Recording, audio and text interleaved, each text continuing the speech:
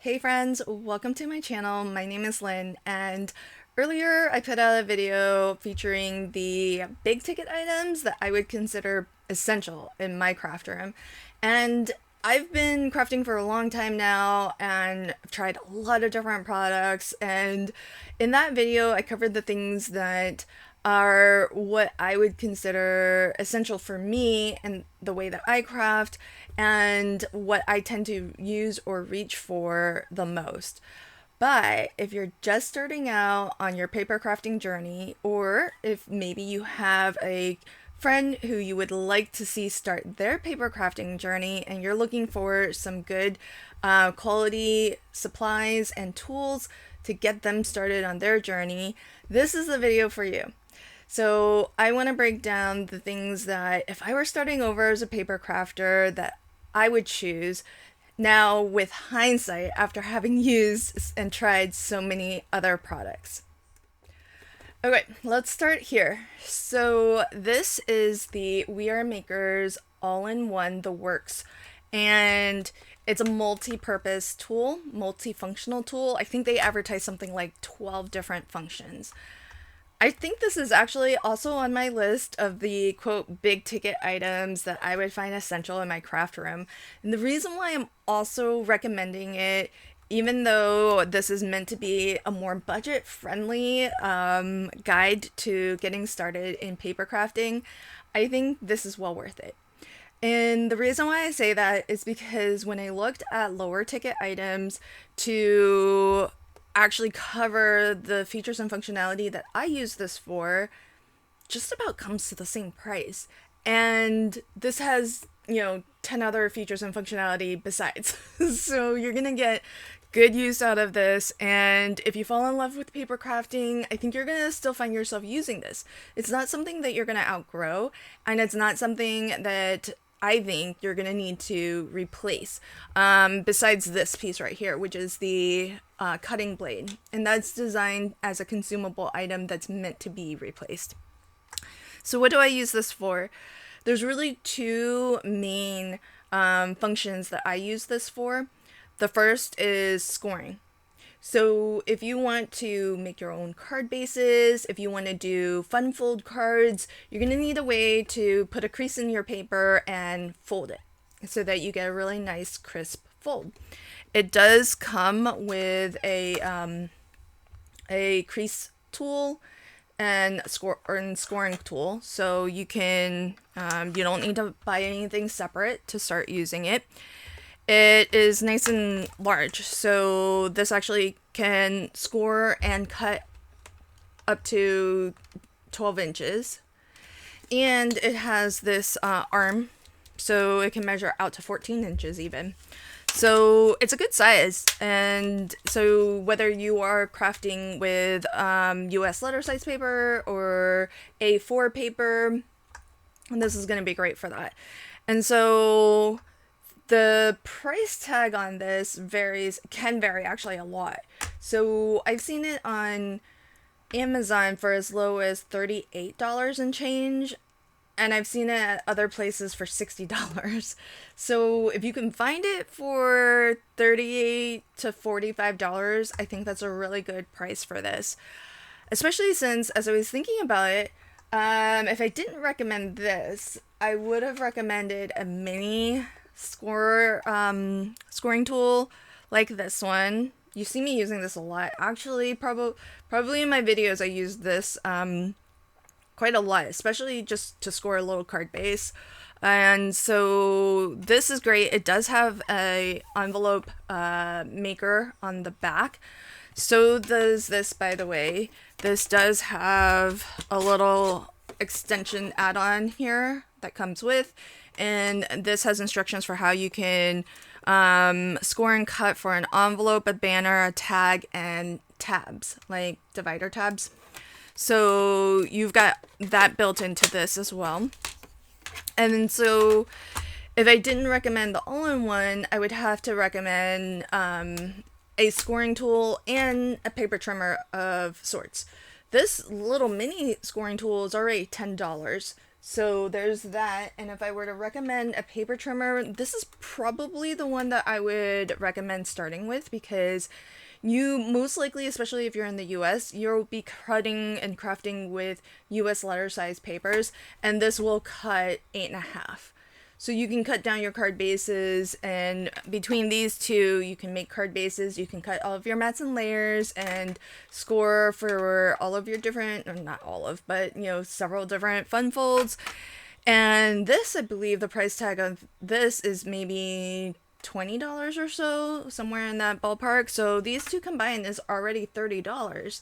So if you can find this for 40, it's just an extra $10, and you're gonna get a whole bunch of other features and functionality, like your corner rounder and punch for envelopes. This is the hole punch for your tags.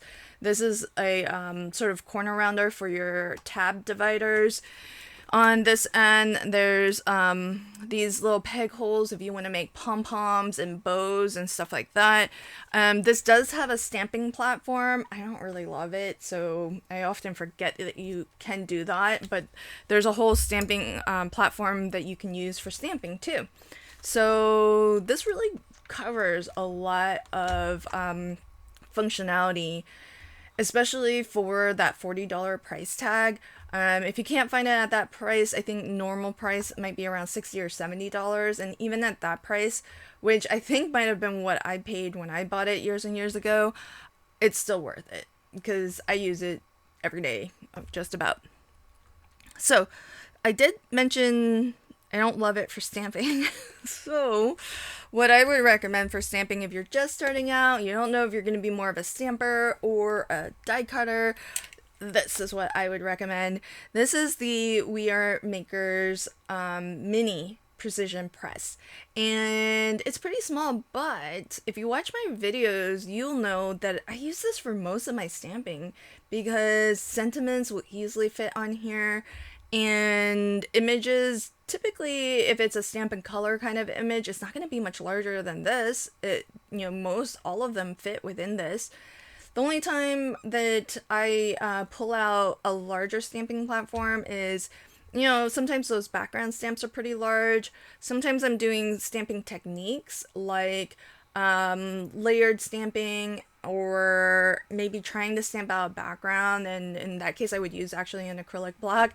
So there's lots of different techniques that maybe you wouldn't use this for, but I'm many years into my paper crafting journey, and I'm still using this.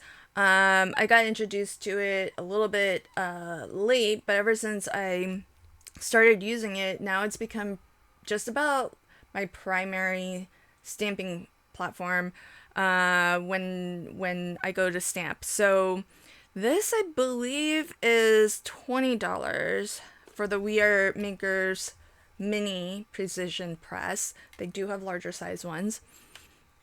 What I think makes it really usable for me though is I added this it's basically photopolymer. It's a stamping plate is what Artist Spree calls it. It's available on the Artist Spree website. They do sublimation paints and inks and markers, and this is just basically blank, just solid photopolymer for mirror stamping. That's what they've designed it for. I like it for this because it's photopolymer. It just has, you can see it has a little bit of a light tackiness to it. I use it basically as a grip mat and a cushion for stamping into. It's really good, and it works really well. That piece itself, I think, is $10. So maybe if you're just starting out, see how you like this without it, because it does come with a piece of foam so that you're stamping into something that has a little bit of a give to it, but it's not going to be grippy. That foam isn't going to have any grip to it.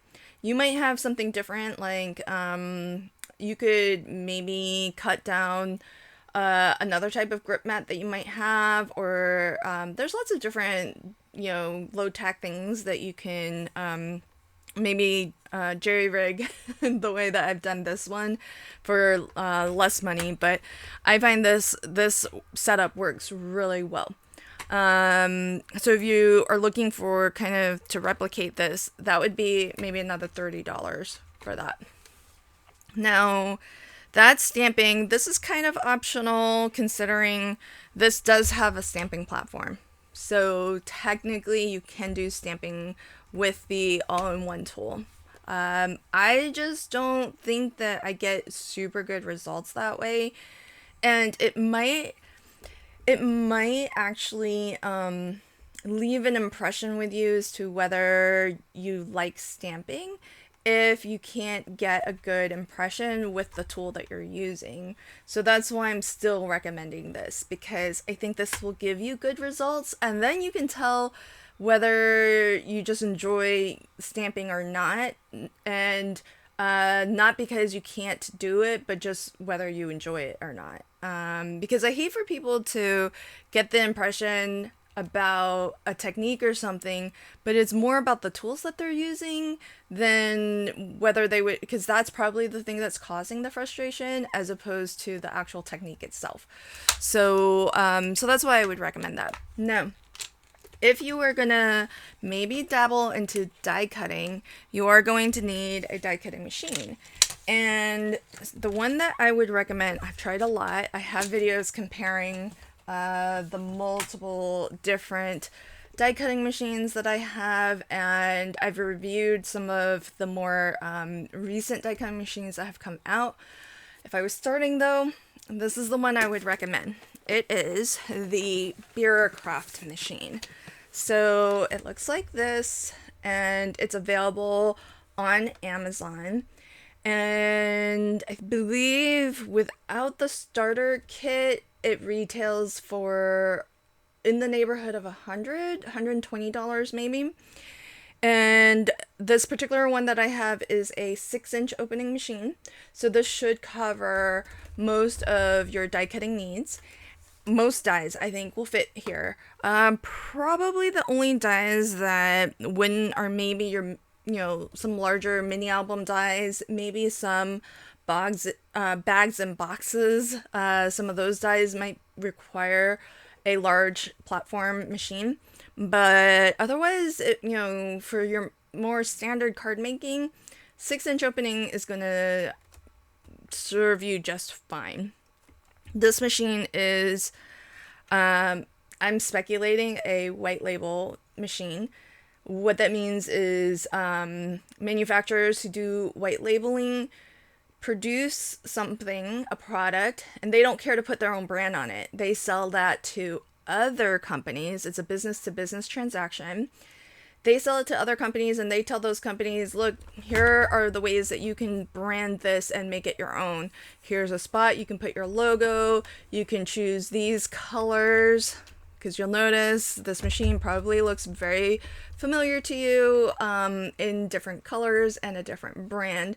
My speculation is that it's the same machine, because not all companies want to do all of the work to figure out how to manufacture a die cutting machine, but they would like to sell their own brand die cutting machine.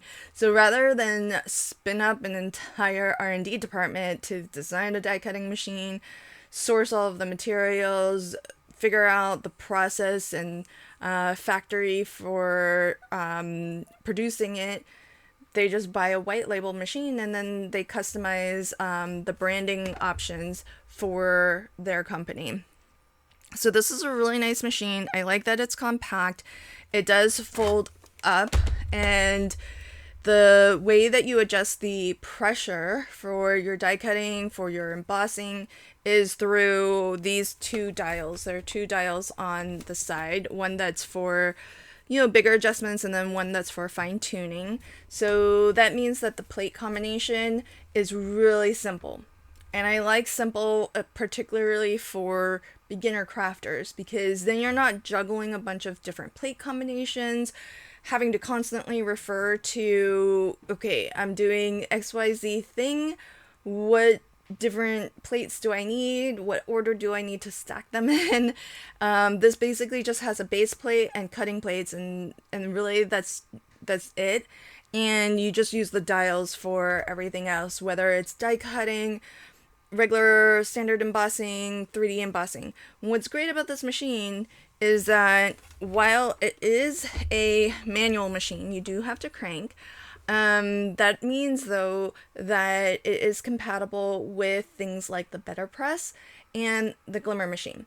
So if you find yourself wanting to get into letter pressing and hot foiling with those other tools, then this machine is still going to work. So if you're further on your paper crafting journey and you're falling in love with die cutting, and maybe you want a larger machine, or maybe you want to upgrade to an electronic machine, then this might still serve a really good function or purpose for you, because you can still use it for your Better Press and your hot foiling if you get into those things. So it doesn't close off those doors for you, where yes, you could get a smaller machine.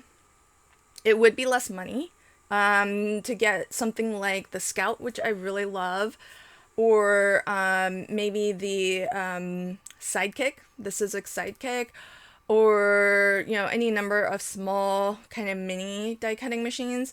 But the thing is that you might outgrow those and actually not find them quite as useful in your crafting if you are really loving to die cut. And they don't leave open room for things like the Better Press or the Glimmer machine, because it won't fit through those smaller mini machines. And so even if you find yourself upgrading from this machine just to have something electronic or something larger, you might still need it. You might still use it for your letter pressing and your hot foiling. So that's kind of why I would recommend this one, because it is going to keep all of those doors open for you.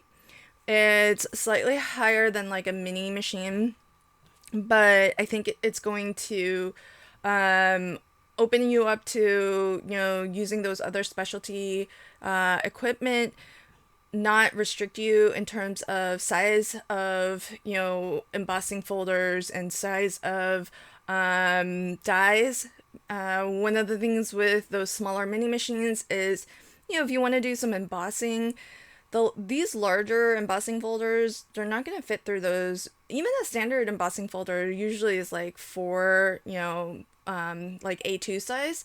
That's not going to fit through a mini machine, most mini machines anyhow. So this will still let you do like all of the embossing that you would want to do, all of the die cutting that you would most likely want to do, and then still leave room open for letter pressing with the Better Press or hot foiling with the Glimmer machine. So I love it for that. If you're not a super fan of die cutting, I also love it for the fact that it folds up. So then it's kind of like a small little compact footprint. And if you're not using it a lot, you can tuck it away on your shelf. It's not going to be super big and take up a lot of room. So it is kind of nice for that too. So even if you are, say, an occasional die cutter, it's small enough that you can tuck it away, and it's not going to just take up a lot of space in your craft room. I mean, that would be one reason to get maybe a mini machine, because then it doesn't take up too much space, and if you're only going to use it very occasionally, then maybe having something small is beneficial. But if I were starting over, this is definitely, the one that I would choose, because it still, offers a lot of room for growth and isn't limiting at all. And the price tag, it is, I think 120 or so, in that neighborhood. And I think that's without all the starter stuff. So that's just for the machine. And so that might be a little bit spendy, but it's still less than a lot of machines this size on the market. So I think for a 6-inch machine, that's a really good price. Okay, so we've got our die cutting machine. We've got our score tool. And we've got a stamping platform. Now there might just be, I think that covers a lot of the basics. You probably want something to craft on, so a craft mat of sorts. I would recommend, in my big ticket video, I recommended the glassboard craft mat, which I love, but that's very spendy. So besides that, the one that I really like is the scrapbook.com silicone mat. And the reason why I like that is because it's easy cleanup, and it's got a nice like a very low, because it's silicone, it's got a low tack to it, so it's a little bit grippy. You can still do a lot of your techniques on there. It's got the grid right on there as well, so you can do centering and measuring on there if you want. So I would definitely recommend that one for a craft mat. And just some small things that I would definitely recommend if you're starting out. If you're going to be stamping, a good pigment ink, especially if mostly what you're stamping is your sentiments. VersaFine Onyx Black is my absolute favorite, so highly recommend that as a staple. Then I would recommend, if you are doing coloring, I would recommend Ohuhu alcohol markers if you want to get into alcohol marker coloring, because Ohuhu markers are really affordable. It's a really affordable way to get into alcohol marker coloring, but it's super high quality. And I think dollar for dollar, it's a really good value for money and really good quality for money. The exact one that I would recommend are your Honolulu markers. The Honolulu markers are your brush tip.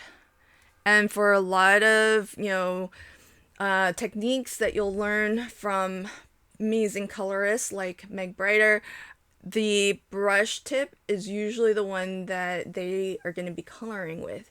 It gets you the ability to do just fine line coloring, textures with flicks and whatnot, and blending is a little bit easier with the brush tip as well, as compared to, say, the bullet nib. Specifically Honolulu, there's Honolulu A and B.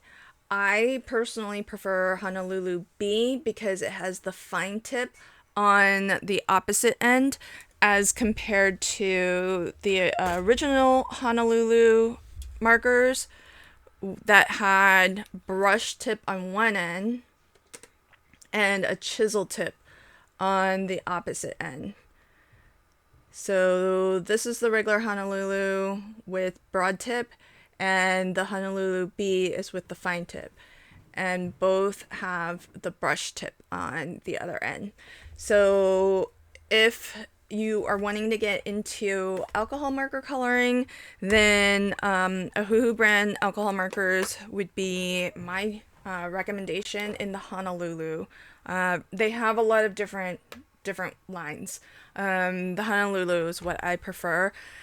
Now if you're gonna do alcohol marker coloring though, then you need a different type of ink. You need a dye-based ink or a hybrid ink, because you need an ink that is going to resist the alcohol base of these, and VersaFine might bleed on you. So options are, there's a couple different options that I like. So I like to use a hybrid ink, so that I don't have to worry about picking the right ink at the outset. And there's two that I would recommend. Gina K's Amalgam ink is a really great hybrid ink. So that means that when you stamp with a hybrid ink, it's a little bit of a dye ink, it's a little bit of a pigment ink, and as a result, you can use it with water-based coloring and with alcohol marker coloring because it has the two, it actually even if it does bleed a little bit, it's going to be so marginal you probably won't notice. And so that's what makes it great. If you don't know yet what medium you want to color with, you just want to stamp out a bunch of stuff just to have, and then have the option to choose later. A hybrid ink is really great for that. So there's the Nuvo hybrid and the Gina K Amalgam. Those are the two that I like to use.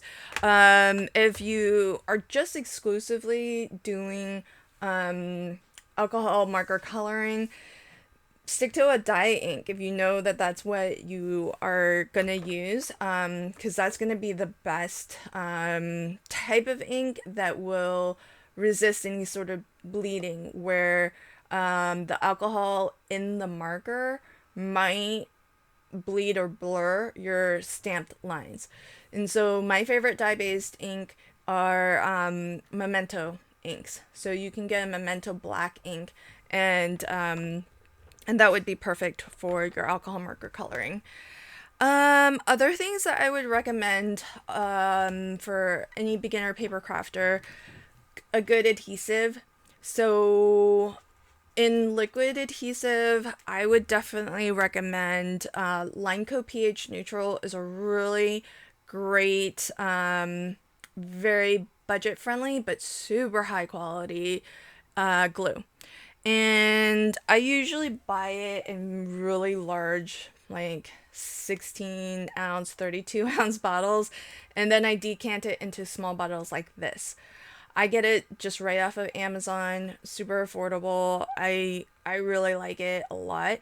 And it is like I said, it's really budget friendly, but it's a bookbinding glue. A lot of bookbinders use it, and so that I think speaks to how high quality it is, because it's going to have all of those archival safe properties.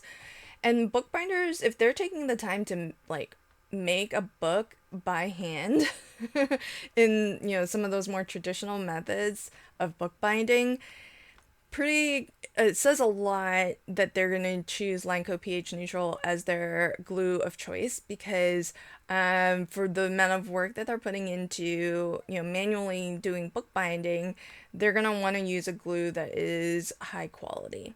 And so Lineco pH Neutral is my top recommendation for a liquid based glue. And otherwise, my other favorite type of glue is Barely Art glue. This can be a little bit spendy. I would say that this is probably a lower water content than the Lineco pH Neutral, because it does grab a lot faster. It feels a little bit thicker also. So I do think that this is just like a smidge. I would say higher quality, and if that's what you're looking for. If you're looking for something that gives you a little bit more wiggle room time, which a liquid adhesive is really good for, is to give you some time before it sets, before it really grabs, to move things around, nudge things around a little bit. Lineco pH Neutral I think is a really great, it's a really great balance for that. I also like to craft with a dry adhesive too, and for speed of crafting, tape runners are really great. This is the Tape Runner brand. Really great form factor. I like this one specifically because they do have it in different form factors, different sizes. Pretty much all. I have a whole video speaking to all of the various different tape runners from this brand, but I really feel like this is the one that I prefer, mostly because you get more adhesive on the roll, so you're not changing it out as often. Let's see, the other The other form factor I really like is this one. It is interchangeable, so you can. I just need to swap in some refills here. So you can swap in refills, and this one just has a really different form factor. I actually hold this one differently when I use it, but this actually has more tape on the roll, so I prefer this one. Just means it's gonna last you a little bit longer. So a good adhesive, couple different adhesive options I think are pretty important for every paper crafter because you're going to be gluing your mats and layers. You're going to be, and I definitely recommend at least having a dry and a liquid because there are times when you really want a strong, secure stick. And that's when you would want to use something more permanent like your liquid adhesive. And then there's times where it's just mats and layers, and so something like your tape runner will be just fine and it'll be fast grabbing too. And then I would also recommend a good pair of scissors. I really love the Spellbinders. If you're doing fussy cutting, these detail cutting scissors are great.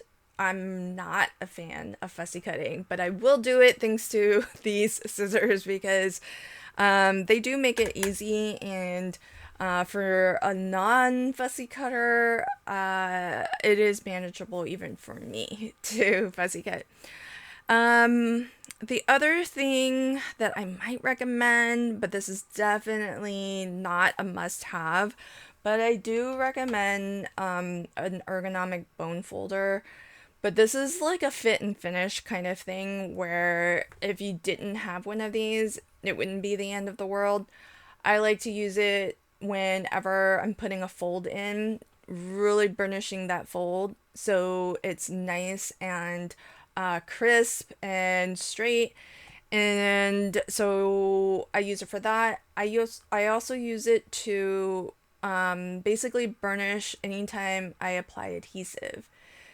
It helps you to get the most out of your adhesive because it will, in the case of a dry adhesive, kind of knocks all the air out. It really pushes those layers together when you burnish. You have your paper, you have your dry adhesive, and then you have another piece of paper. And then when you burnish these, then you're really, making sure that there's good contact between your two papers and the adhesive, and you're squeezing all the air out between each layer of paper and adhesive. If there's still like little pockets of air, let's say it looks like that before you burnish, and that's your adhesive. If there's little pockets of air, that could actually mean that your adhesive dries out and then it loses its hold.